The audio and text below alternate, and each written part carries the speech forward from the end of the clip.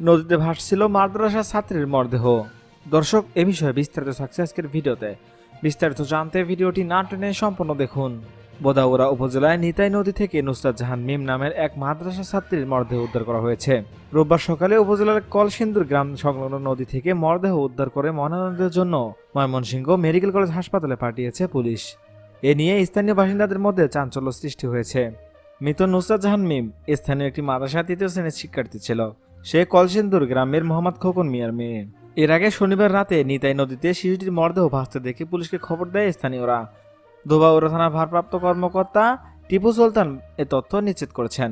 তিনি জানান, মৃতের গলায় আঘাতের চিহ্ন রয়েছে। ধারণা করা হচ্ছে নুসরাতকে ধর্ষণের পর গলা টিপে হত্যা করে নদীতে ফেলে দেওয়া হয়েছে।